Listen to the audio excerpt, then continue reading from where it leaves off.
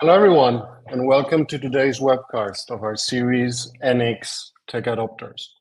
I'm Carlos Navarro, and I'm Head of Data Analytics, Practice and AX, and I'm super excited about this session. Here, we'll be discussing how you can bring data as a product framework to life using DataZone. So in my years of experience working with data-driven organizations, I've really seen firsthand how crucial it is to treat data not just as a byproduct of business operations, but as a valuable product in itself. And today we're going to explore how Amazon DataZone, super powerful service, can help you bring your framework to life by making your data more accessible, more reliable, and valuable for organization. So in this session, we're going to cover four main areas. First of all, I'll start explaining and showing why treating data as a product today is so important in modern data management. Then I'll discuss briefly what are the challenges which companies are facing when they go and actually try to implement the data as a product strategy. Then I'll cover how at NX we're solving these challenges. And finally, how you can use Amazon DataZone to support your data product strategy and bring your framework to life. So let's begin by covering a bit, what are the key opportunities that we're seeing in data management. And one of the things that I've been seeing in the past few years is there are two key opportunities in companies. One is data governance. So data governance is a long opportunity, long challenge that the companies have always been trying to solve. And then the other one is data value realization. So how we can really get the best value out of the investments that we're doing data. And what we saw a few years ago is there was this concept data mesh, which was publicly available, which was publicly leveraged by different companies, and it was super attractive for organizations because it kind of represented a new hope of how we can solve these two opportunities, or how we can solve the challenges of how we can increase data governance, and second, how we can get better value of our data. And a lot of companies I saw were super interested in leveraging this approach. They really saw it as this new hope, because when they looked at what the proposal of data mesh, it really sounded like this is the solution we need to apply to our data analytics initiatives. And it's mainly covering four different principles. The first one is about the domain ownership. So it's very important that in organizations, the domains, the functions, the people that know best about the data take ownership of the data and are also taking active initiative in producing, managing the data and sharing it across the organization. The second is the concept as a data of treating data as a product. So this is one of the key principles in data mesh, and it's super valuable because it really changes the approach of just creating data and sharing data as a simple asset or raw, and creating it, packaging it in a product that can be used across the organization. The third, which is something that, again, companies have been looking to solve in many years, is self-service. How we can enable self-service, how we can enable different people in the organization to, on their own, find the data and then consume it. And then the last one, which is probably the one that least resonated with most of the data analytics leaders, is the federated governance. So the idea that instead of having a central governance, this will be federated across the domains, across the organization. And this is where things got a bit less maybe attractive for organizations, because the data mesh in its pure model, it is a decentralized model. And while the first three principles were super relevant and super interesting for most of companies, things came a bit more complicated when we started talking about things like federated governance and decentralized models.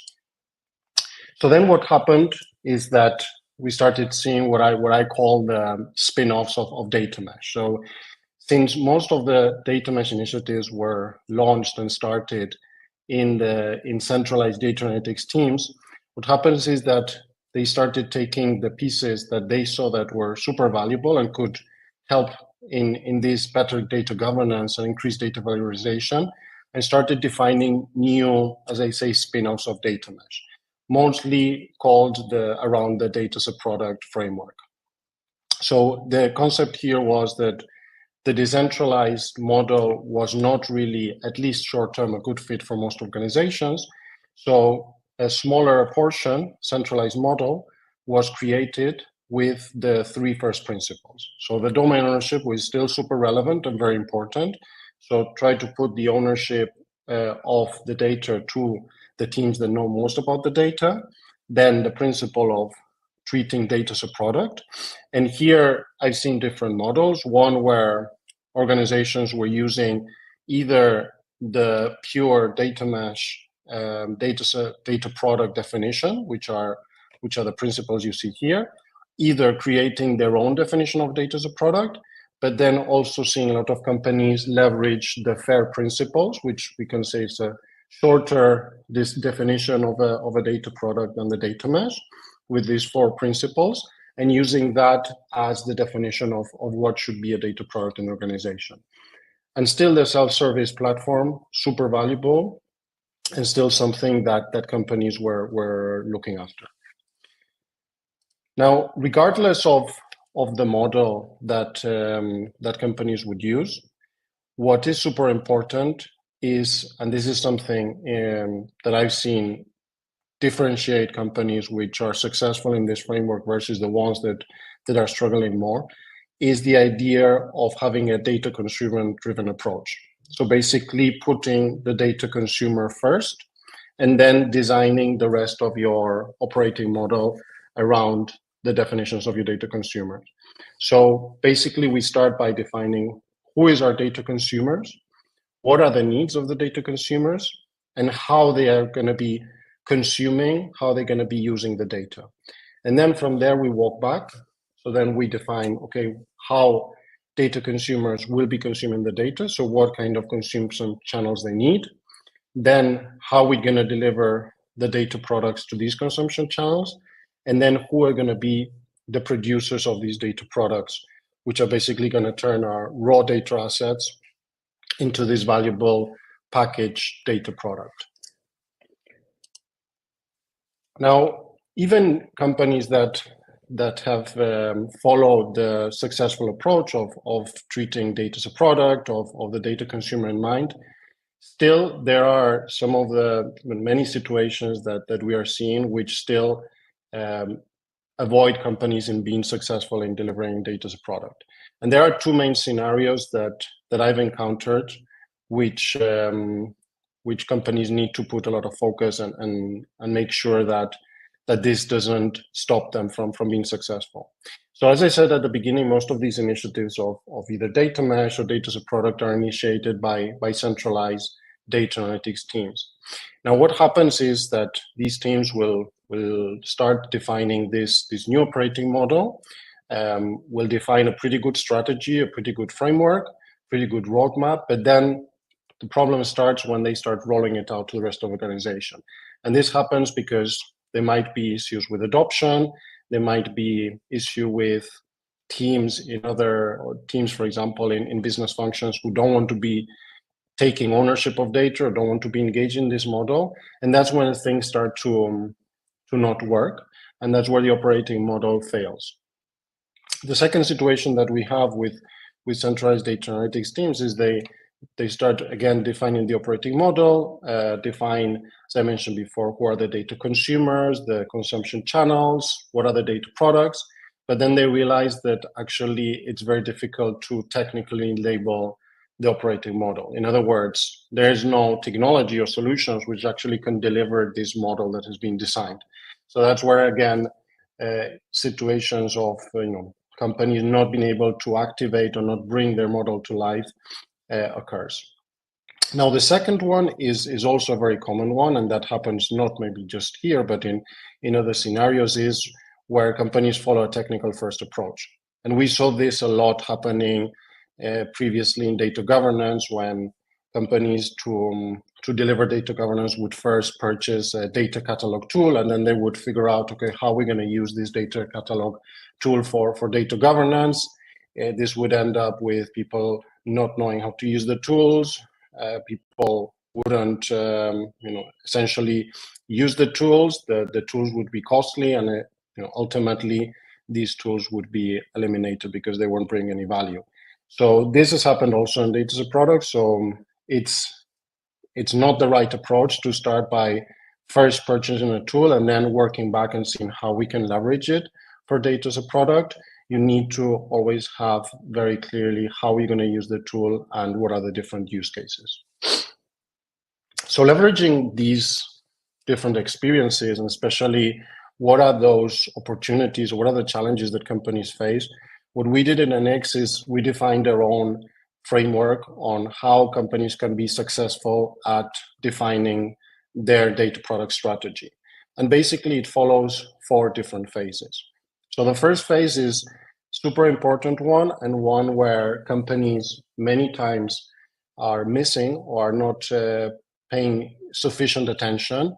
And there is this first discovery phase where, first of all, you need to really ask yourself is if data mesh or data as a product or any version of this strategy is the right fit for organization. And here you need to take into consideration things like the culture, how we're going to be successful in changing, because many times this will mean a change in culture in the organization, how we're going to encourage business to also be participating, to take ownership of some of the data.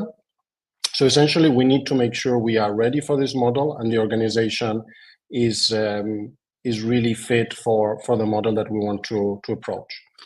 Once we have this and we're sure we're clear on what is the model and the organization readiness, we'll start with the definition. So as I mentioned before, data consumer driven approach, where the first question that we need to ask ourselves is, who is our data consumer? And this is an iterative process. So today you might have some data consumers, tomorrow you will have another ones because you might be adding new capabilities to your data platform. So it's also an exercise that you need to be doing every time you add new capabilities to your data platform. But the first thing is definition of your data consumer. Then, as I mentioned before, what your data consumers need, how they need it, because then we can define what are going to be the data products that we're going to be creating, what should be the different attributes they should have, and then ultimately definition of the data providers. So who is going to be the teams, the people responsible for delivering these data products to our data consumers. And one very important thing we need to consider at this very moment, and this is referring to my lessons from the previous slide, is that at this very moment, we need to already have in mind what technology we're going to be using for delivering our solution. And the reason why it's very important to have already at least initial selection, and most of companies already have, when they start these strategies, some initial idea of what is the tool stack that they will be going with.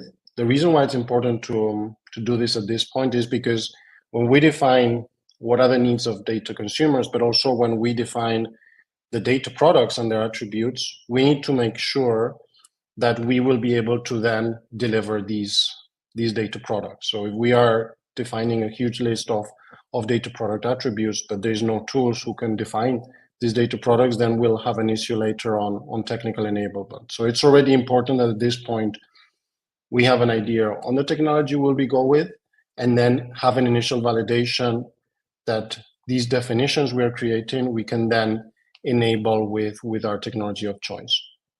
And then once we have this, we'll go into the enablement. So how are we going to enable data consumers to search for data products, for consume data products? How are we going to make sure data products can be created? Who is going to be the teams, people that are going to be creating the data products? So everything around teams, roles, and responsibilities. We'll also define very important data governance and data management processes. So how we ensure things like data security, data quality, metadata management. This everything will be defined in this step. And then here will be the final step where we bring all this together into a technology and architecture. So as I mentioned before, we have an initial idea of the technology we're going to be using. Here's where we bring all the pieces together and we define our technical solution to enable our data product strategy. And then once we have all these components, we have our operating model, we can start activating our use cases, we can start bringing data products into our solution and start enabling data consumers to find, to consume the data products. One very important step that we take in our process, and putting a lot of emphasis in the technical aspect, even though it's not the only important one, but this is a very important one for bringing this data as a product framework to life, is how we're going to be defining our data platform. And what we have at Enix is our own definition of what should be the components of a data product platform. So all the components that we need for defining data products and then enabling them and helping data consumers to access the data products. And then what we do is we convert this into the specific technology of choice, as I mentioned before. So each companies have different choices. So we can then turn this reference architecture into the technology that has been chosen by the different organizations. And here, one of the key technology solutions that we're super excited to work with, and we're really happy to see how it's evolving, is Amazon DataZone. And many people ask me always, what is Amazon DataZone? And I can go into a lot of different technical definitions, but the easiest way of defining DataZone, and since it's an Amazon product, is Amazon has been for many years, let's say, the #1 marketplace where you can find those products you want to buy in your day-to-day life. So imagine if we turn Amazon into a data marketplace, that is essentially DataZone. So we can call DataZone as Amazon for data, because essentially it's the same concept. So you have on one side the data producers, who are those teams, people who are creating products, data products in this case. Then they are preparing them in a way that they can be understood, searched, and then consumed. So this is your data product. They are publishing it to the marketplace, which is Amazon DataZone.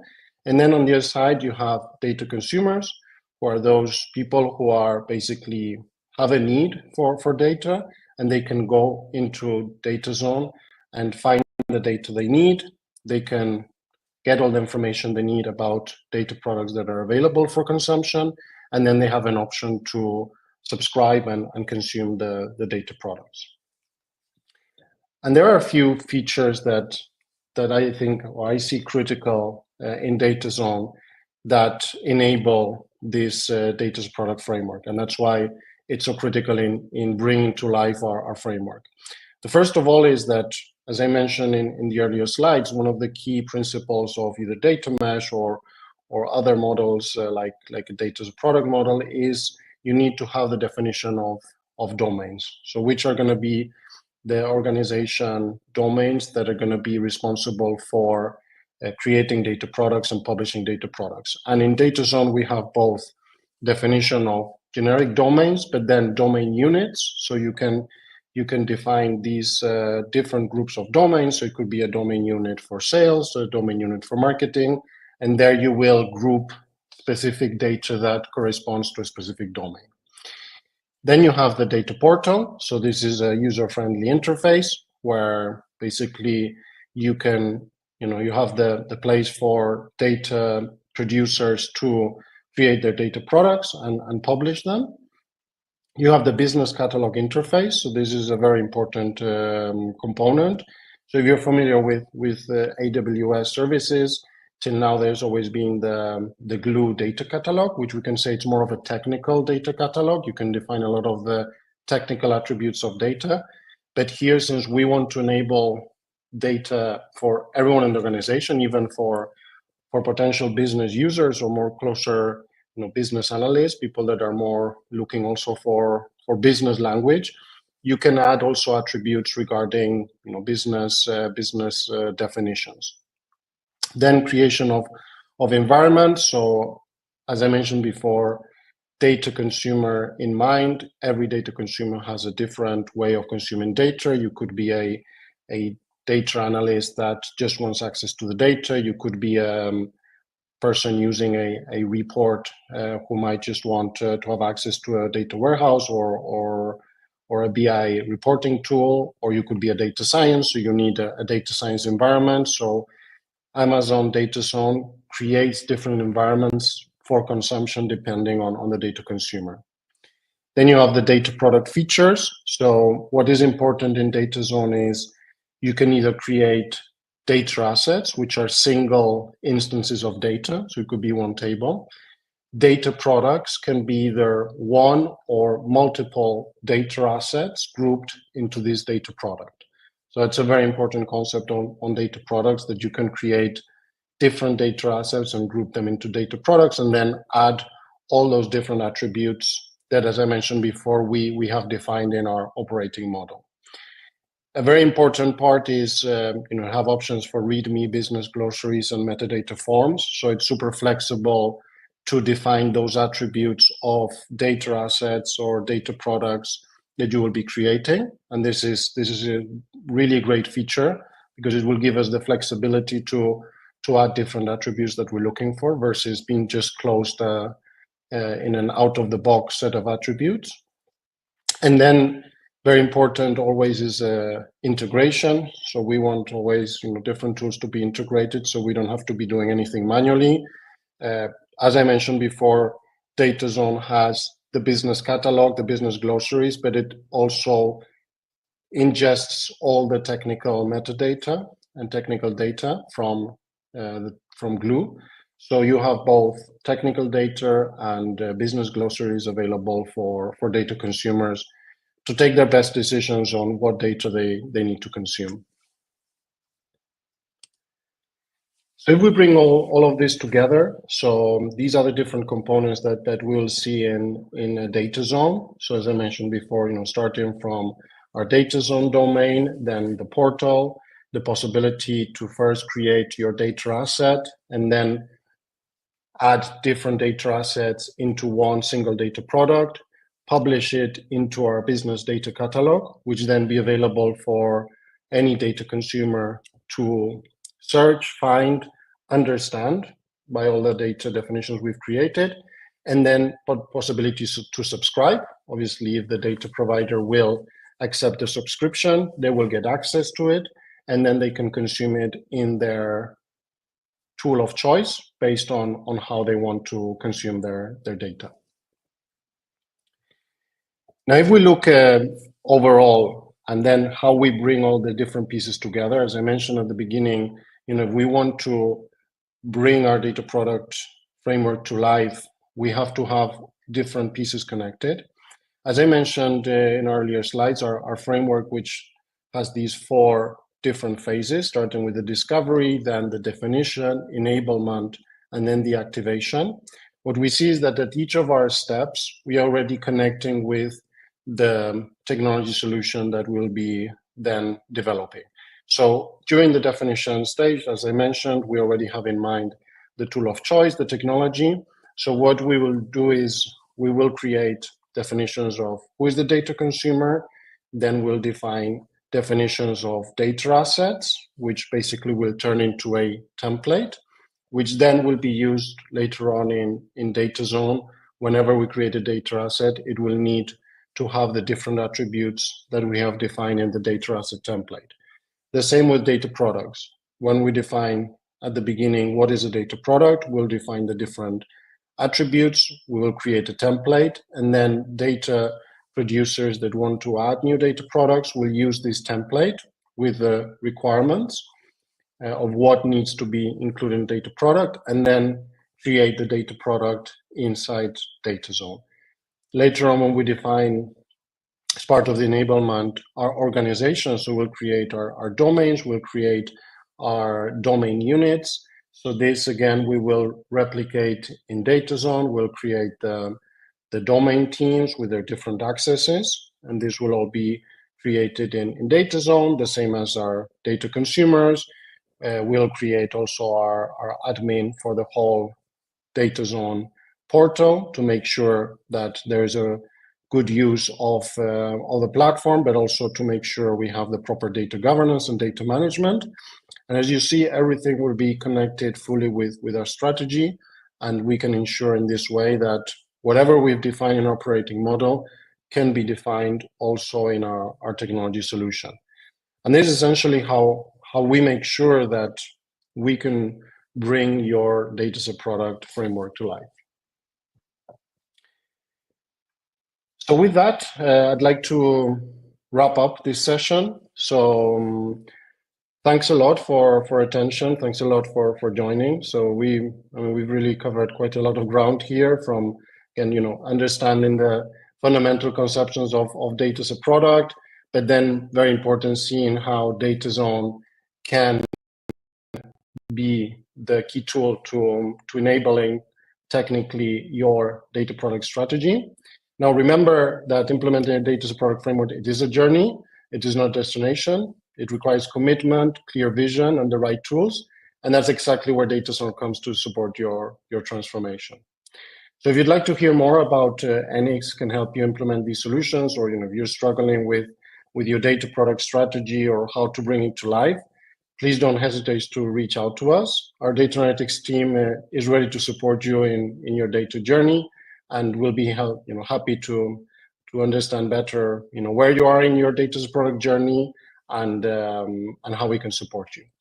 So again, thank you very much for joining us today. I hope you found this session valuable and that you're leaving with really actionable insights to improve your data strategy. And have a great rest of your day.